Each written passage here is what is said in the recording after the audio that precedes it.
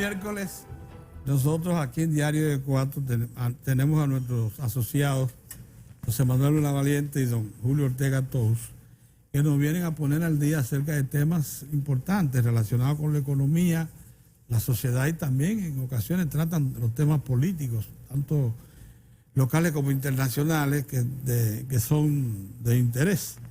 Buenos días, jóvenes. Saludos. Ya con canas y eso. Quería decirle que un economista, Edwin Ruiz, que es periodista, él es periodista economista. Del Diario Libre. Reveló que en una intervención reciente, pero que no se difundió lo suficiente, el director general de Impuestos Internos le hizo saber en un almuerzo en la Cámara Americana de Comercio a los empresarios del país que aquí había una evasión, digamos, del impuesto sobre la renta. Vamos a mencionar la que sigue.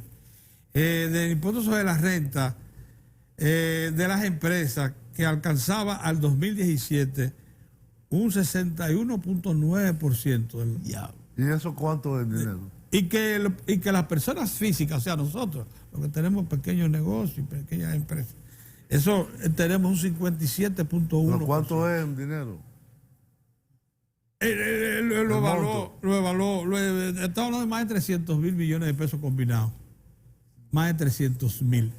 Eso incluye el INTEVI también. También también dice que el INTEVI...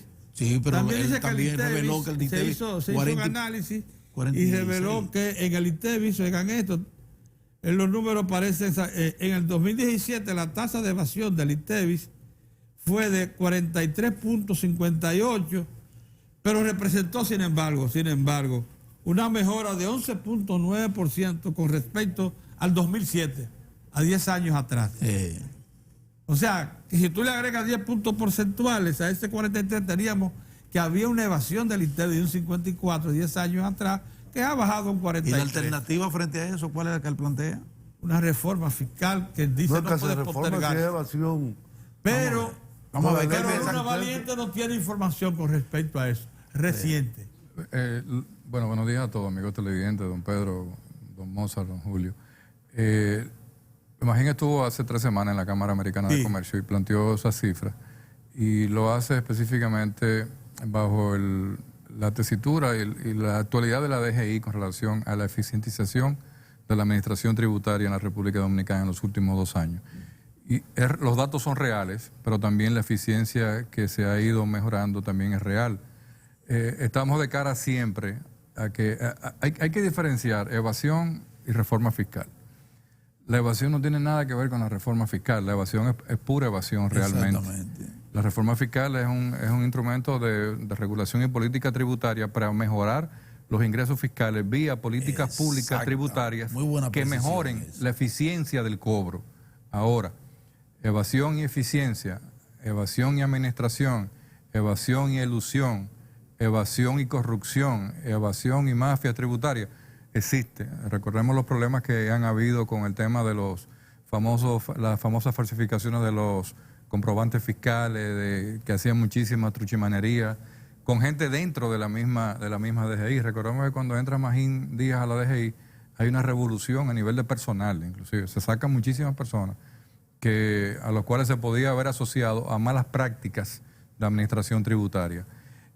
Una de las metas de los últimos 2 años del Ministerio de Hacienda en relación al tema tributario ha sido la eficientización del mismo y medido en Producto Interno Bruto. Se calculaba que en 2 años se podía mejorar 1.7 de Producto PIB del gasto tributario. Y eso ha funcionado, porque hoy en día recuerden que hace unos 2 años, 3 años, hablábamos de presión tributaria de 13%. Hoy hablamos de presión tributaria de 15%, hasta un 15.1%.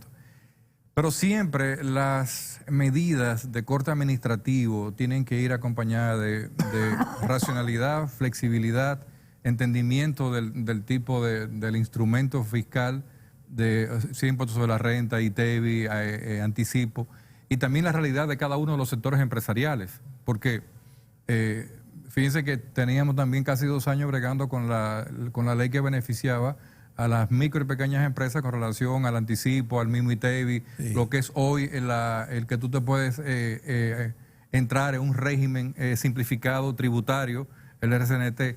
Entonces, también hemos tardado en beneficiar a aquellos sectores que propician realmente inclusión tributaria y financiera, que a su vez la misma ineficiencia de incluirlos crea mayor informalidad en esos agentes tributarios y por ende la misma DGI también sufre.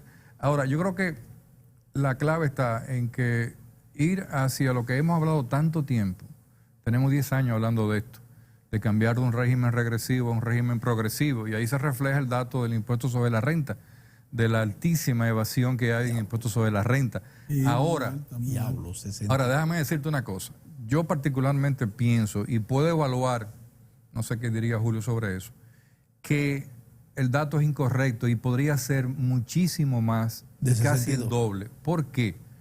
Porque tú puedes decir, ¿cómo están midiendo la evasión en el impuesto sobre la renta versus las ventas, las transacciones cruzadas que hacen? Porque tú puedes fácilmente aparecer como un agente tributario, como un empresario, que tú estás bien con la renta, pero lo decíamos hace 3 semanas, pero tú vendes 1.000 millones y tú tributas, tú tienes un beneficio neto de 8 millones, 10 millones. Entonces, ahí hay un escondite, ahí hay una tributación subterránea que está escondiendo muchas operaciones.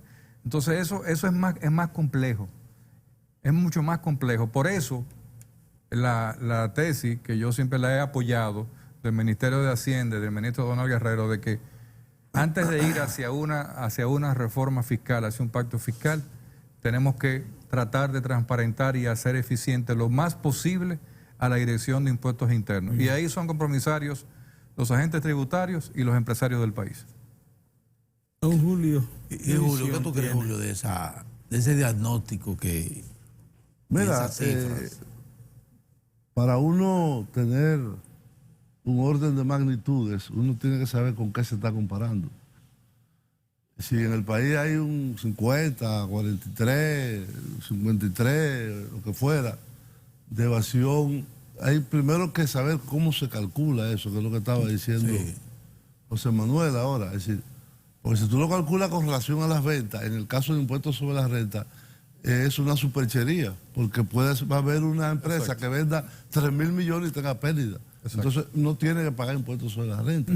El problema es cómo se determinan las pérdidas y ganancias de las empresas y qué supervisión tiene la autoridad fiscal sobre esa... Y no hay una normativa, perdón.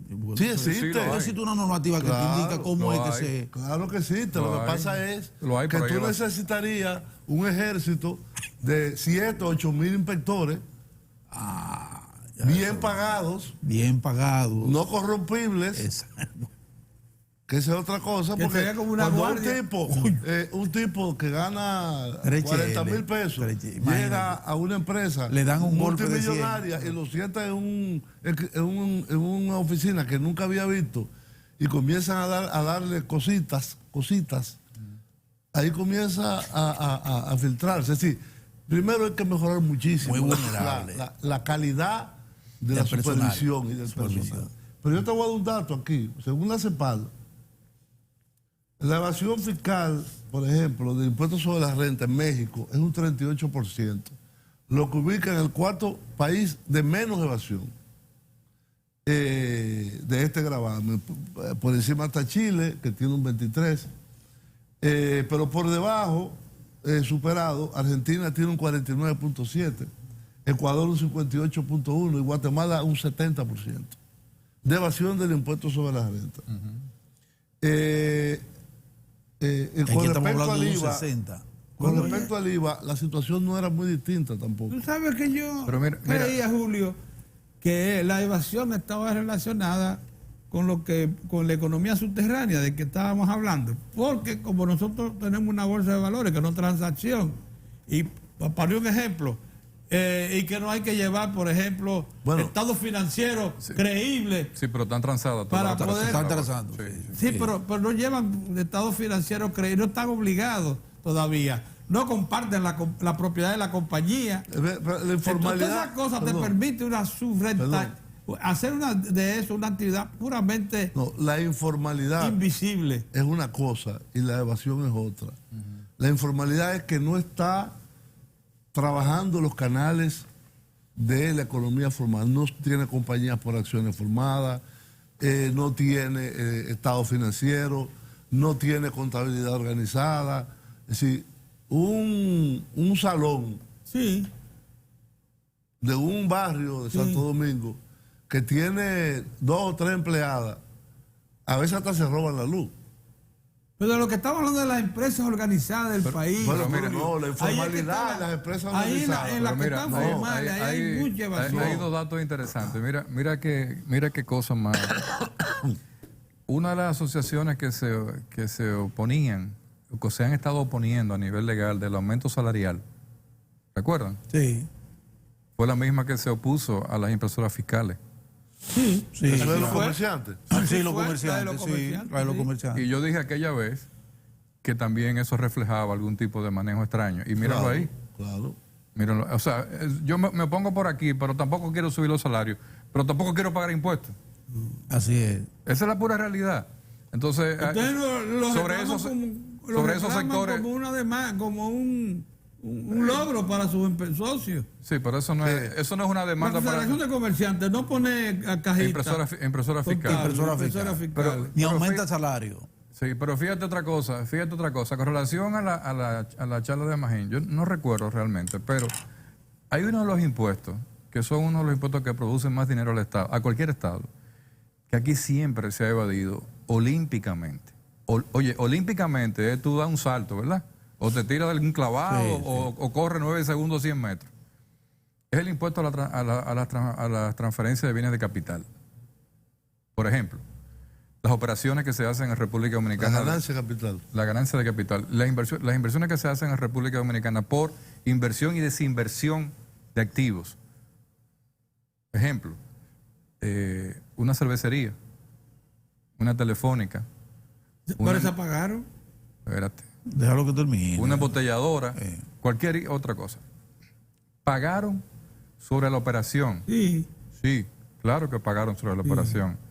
La operación fue certificada, fue auditada por el valor real que hubo en la operación. Ah, bueno, es otra cosa. Yo no sé. Porque muchas de esas operaciones, yo no voy a hablar de nombres, pero ya yo mencioné los sectores. Sí. ¿Verdad? Pero muchas de esas operaciones se declaran por debajo del monto de la operación real o del depósito que se hizo en el offshore. Claro.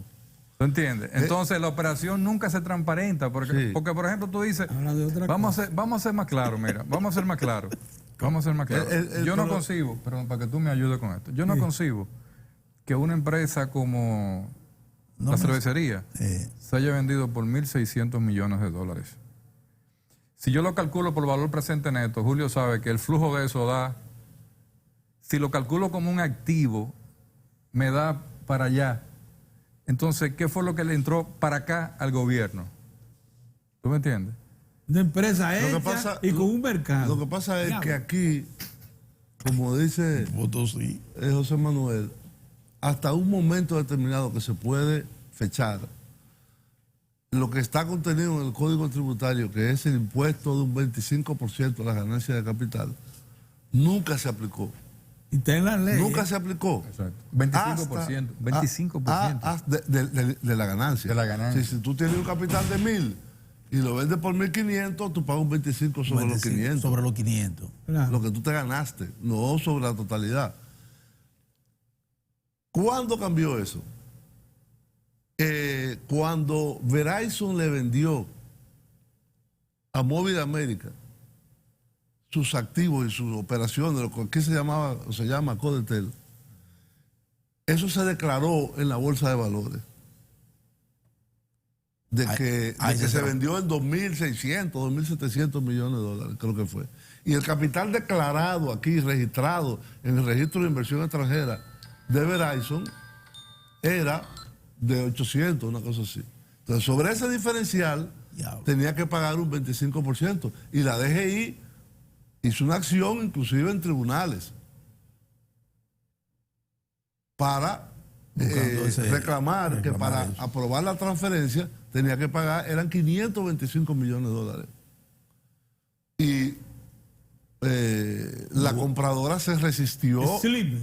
Sí, se resistió. Ese es un león, Se resistió y se mexicano. resistió hasta que hubo una intervención política de la Embajada de los Estados Unidos para que eso no se aplicara. Y se llegó a una negociación infinitamente menor de lo que correspondía. Lo cual mandó una mala señal. Ahora bien, a partir de ahí, toda transacción de grandes empresas, de ventas a otras grandes empresas, de su operación o sus derechos de explotación o lo que fuera, siempre lo que dice es la subvalúan. Si tú vas a vender en 2.500 o en 3.000 millones algo, ¿cuánto es el capital registrado? 800, ponle 850 y nada más pagamos ganancia de capital por 50. Una cosita chiquitica. El diferencial, ¿cómo se hace? Lo que denuncia la OCDE, mecanismos de evasión de la tributación que se pagan a través de ingeniería tributarias y fiscales en jurisdicciones distintas a la del país en cuestión. Y entonces hay una unidad del sistema financiero para asistir a eso, pero no hay una unidad de los países para perseguir eso. La ley de lavado de activos es un paso importante para combatir eso, porque haga eso sabe que está lavando activos, porque eso es un lavado de activos. Es un lavado, sí. El gran paradigma de cualquier gobierno y de la administración tributaria es tratar de coadyuvar al mejoramiento de la eficientización tributaria per se. Y va a ser un gran reto para un país como el nuestro, Magín dijo números, pero hay más números que hemos dicho aquí y más realidades sobre el tema de la ganancia de capital. Entonces, cuando tú quieres mejorar una administración tributaria, tú tienes que ver que, por ejemplo, tú mencionabas la bolsa de valores, pero los empresarios dominicanos no quieren ir a la bolsa de valores por eso específicamente. Porque si se pone, tú te encuentras, por ejemplo, fíjate qué interesante, las mayores empresas del país de retail, de venta al detalle, sus principales socios internacionales, de los cuales tienen líneas, patentes y todas las marcas que ustedes ven, son empresas de bolsa internacional. Sí. Pero los agentes locales No. es como la cruz al diablo. O sea, no, espérate, yo no voy por ahí. Entonces ahí pero tú me dijiste que había habido una empresa que va a colocar acciones. sí, pero en es bolsa. con un sistema de fideicomiso. Un sistema de ¿Cuál es? fideicomiso. Leche Rica, Grupo Rica. El Grupo Rica, pero es un sistema de fideicomiso que no la obliga a entregar todos sus documentos, sino al fideicomiso. Es decir, Todo los estados estado de financieros. cuenta, estado financiero, estado de cuenta transparente, parece que es al fideicomiso, no a la bolsa. Así yo no sé. Y el fideicomiso no es público. El fideicomiso es público. Sí, público. Pero no tiene los transparenta. alcances que tiene la bolsa para acceso que tiene la No, porque bolsa. también es un fideicomiso restringido, no va a ser tan abierto. Míralo ahí. Es un tipo No es de lo fideicomiso mismo que restringido. una bolsa que está abierta. Exacto. Ahora mira, en el día de ayer, para ir hacia el mismo tema fiscal, la OTFAN y CEPAL y un organismo español pusieron en conocimiento mundial un estudio que se hizo sobre la eficientización de los incentivos fiscales y tributarios en América Latina. No sé si nuestro director, yo traje un corto que me mandaron, dura 1 minuto. Pero Vamos a oírlo. Vamos a escucharlo. Es bueno que lo empecemos y lo pongamos en Vamos a ver, audio. míralo ahí en pantalla. ¿Tiene audio? Los incentivos fiscales. Vamos a ver. ¿Tiene audio? Vamos a oírlo. Con los impuestos que se dejan de percibir por incentivos fiscales a las empresas en algunos países de América Latina y el Caribe, se podría aumentar hasta un 50% el gasto público en salud. Actualmente los países de la región no cuentan con suficientes recursos para lograr los objetivos de desarrollo sostenible, por lo que es prioritario que se revisen los incentivos fiscales que reciben las empresas y se eliminen aquellos que no están generando un beneficio colectivo. Los incentivos se justifican si impulsan la inversión o generan empleos. Por eso es necesario generar mecanismos de evaluación para asegurar que los beneficios que se generan sean mayores a los recursos que se dejan de percibir. Es fundamental mejorar su gobernanza y transparentar la forma en la que se gestionan y aprueban los incentivos a las empresas, además de evaluar sus resultados para asegurar que cumplan con los objetivos para los que fueron creados y se elimina el riesgo de corrupción. Es hora de avanzar hacia un mejor uso de los incentivos fiscales a las empresas como instrumento de política pública para alcanzar los objetivos de desarrollo sostenible y lograr que sus beneficios sean colectivos. Bueno, excelente, muy bueno. El estudio de la CEPAL, que lo voy a compartir un poco más tarde cuando salgamos de aquí, refleja muchas de las cosas que hemos estado hablando hace tiempo sobre el tema del costo-beneficio de los incentivos fiscales. La Hacienda, el Ministerio de Hacienda ha avanzado mucho en el cálculo del costo-beneficio de las diferentes leyes de incentivo y exoneración que existen en la República Dominicana. Ahora, qué bueno que esto sale porque estamos hablando sobre lo mismo. Y el pacto fiscal, la reforma tributaria, tiene que tomar en cuenta eficientemente el uso de lo que significa los incentivos fiscales, el gasto tributario, y si han sido eficientes o no como medio de políticas públicas. Y evidentemente que no, porque no son para políticas públicas, son para evasión pública de impuestos, legal o ilegal, como sea. Entonces, cuando tú te encuentras con esto, tú dices, fíjate qué interesante que ya la CEPAL calcula que con una eficiencia del gasto tributario se podría reducir en un 50% y eso dedicarlo, por ejemplo, al gasto de salud, pero está calculado por países, para toda América Latina. Sí. Si un gobierno nuestro, un próximo gobierno dice, yo... Pero salud está reclamando aquí, se está reclamando un 5% para salud. Del PIB. Sí, pero... Del PIB. Pero un 5% para salud pero eso sería... ¿Y cómo? Un 5% para salud sería muy poco en base a lo poco que tenemos actualmente. Exacto. O sea, ponerse un techo, yo creo que el gran error siempre es ponerse un techo, sí, de un 4, un 5, un 6. No, sencillamente hay que eficientizarlo más cada vez la administración tributaria, analizar bien el costo-beneficio de los incentivos y ver por dónde tenemos, y ya la CEPAL dice, energía, zona franca y otro, discrecionalidad en el ITEVIS también. Entonces tenemos que ir hacia eso, pero siempre el objetivo va a ser que parte de la recuperación de ese gasto tributario sea para dedicarlo a políticas públicas que incrementen el gasto social en salud, educación, vivienda y trabajo. Es así. Yo hice un pequeño cálculo, que fue las leyes que asignan porcentaje del presupuesto o del PIB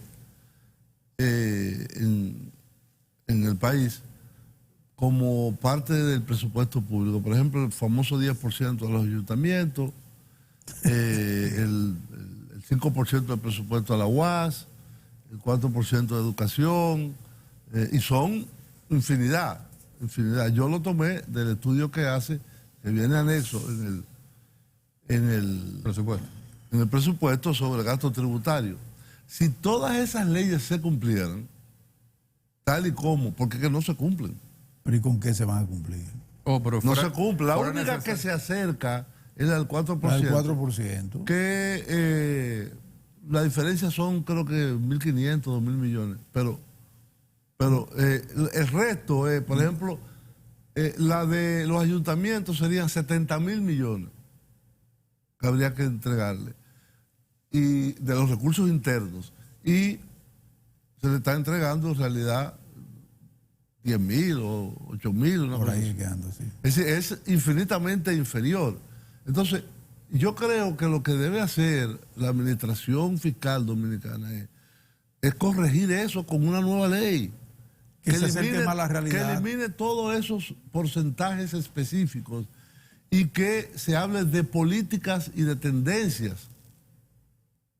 Pero por ahí que debe venir la reforma esa ya. Pero Julio decía eso que habla de beneficio colectivo, la ODC, que dice, bueno, la CEPAL tiene que tender todos esos incentivos a garantizar el beneficio beneficio colectivo. Y bienes públicos. Colectivo, y bienes públicos. Inversión social. Inversión social. Hay otro aspecto.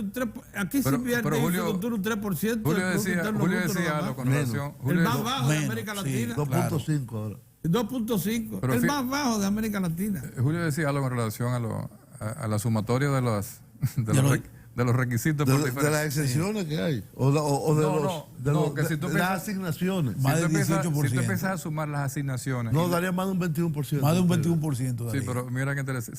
Llegó un momento que si tú sumas todas esas asignaciones y las aspiraciones de algunos sectores que dicen yo quiero un tanto para tanto, no queda para el presupuesto. Da un 120% de presupuesto. Sí.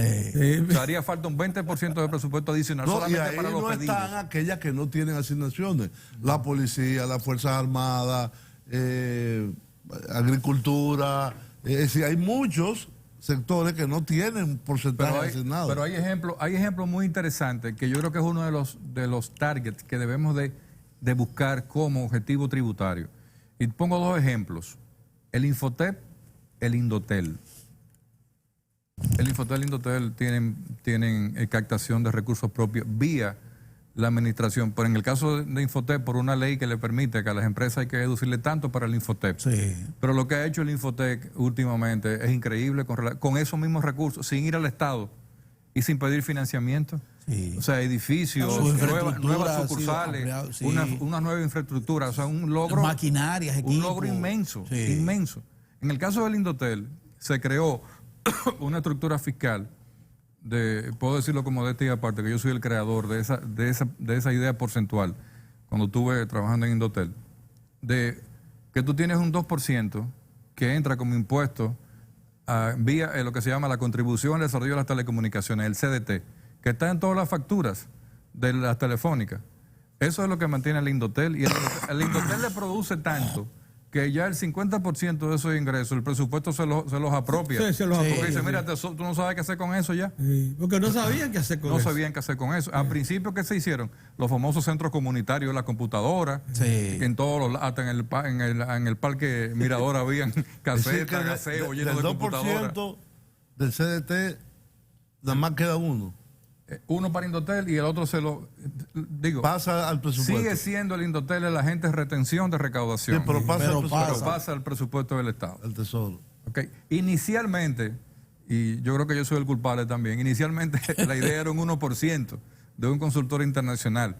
Entonces yo dije, no, pero vamos a subirle un 2% para dejar un 1% para la administración de Indotel y otro 1% para el desarrollo del servicio universal, que era lo que se conocía antes, ¿te acuerdas, Julio? Sí, sí. Que era el acceso universal de todos los servicios de telecomunicación. Que eso es beneficio colectivo. Llevar al campo, el internet, la comunicación, todo eso. Claro. Por eso también tiene que ser, si el Indotel lo tiene ahí por ley, también tiene que instituirlo y desarrollarlo y avanzar. Sí, por ejemplo, esos recursos podrían muy fácilmente invertirse en el desarrollo de la cobertura de República Digital. De la conectividad de las escuelas. Se están haciendo varias cosas también ahí con eso. El Wi-Fi a nivel hay alguna deficiencia en eso. Pero podría utilizarse en cosas así. Porque no es en el uso de Indotel como tal, sino para el desarrollo. Bueno, parece que estamos compelidos a una reforma fiscal que incluya y preste principal atención a ese asunto de las exenciones fiscales, ¿verdad? Sí, eso es por ahí que viene. Porque tiene que ser, que tomen en cuenta eso, el desmonte de eso. Pero hay otra cosa. A mí me gustaba el ejercicio que ha hecho el gobierno hasta el momento, lo confieso. Sí. El de incrementar la capacidad operativa del recaudador. Aduana. Porque había que demostrarle al que va a pagar que existen estructuras creíbles de cobro. Eficientes, claro. Sí. Eso es verdad. Eficientes de cobro. Sí, pero hay un componente que yo creo que es necesario para una negociación de un acuerdo fiscal. Y es la necesidad también, porque la fiscalidad no solamente es el ingreso, es el gasto también. El gasto. Entonces hay que tener lineamientos en el cual el presupuesto no sea una decisión unilateral nada más de los planificadores, de la dirección de... Pero para eso está la figura del presupuesto participativo, por ejemplo. Sí, bueno, pero eso es lo que quiero decir, que haya un control social también. Eso lo puede implementar. Y una mayor participación de otros organismos a nivel social de la ejecución y el uso del presupuesto. Exactamente. Ustedes son demasiado democráticos. Mira, hay que entender. Como Balaguer. Él cree en la verticalidad. Como Balaguer. Hay que entender. Esa es su escuela. Mira, ayer escuchaba al precandidato del Partido de la Liberación Dominicana, Gonzalo Castillo, en una entrevista en la radio. Y hizo un planteamiento muy interesante sobre una pregunta que le hicieron sobre el tema de la deuda externa, de la deuda del país. Y él dijo que ya nosotros estamos resolviendo y habló con conceptos que está manejando. Qué bueno.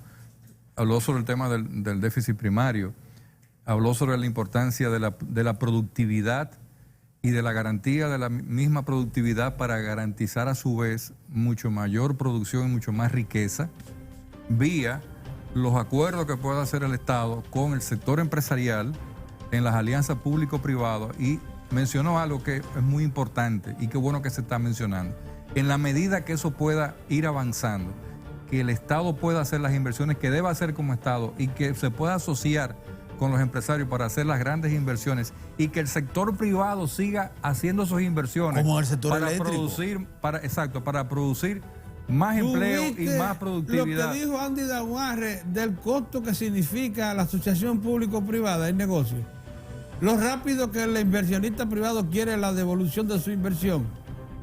Y lo que eso va a implicar en lo que cuestan los servicios. Pero eso se maneja, Pedro. Sí, pero fíjate porque es una cosa sorprendente, porque el inversionista privado quiere rápido pero su qué dinero. Bueno, todo capitalista. Pero qué bueno, tan rápido. Pero qué bueno que un candidato le está diciendo cuál es la responsabilidad de cada uno de los actores para lograr mayor productividad, crecimiento y desarrollo. Así es. Señores, muchas gracias. Interesante. Nosotros volvemos mañana, Dios mediante. Nos vemos. Bye.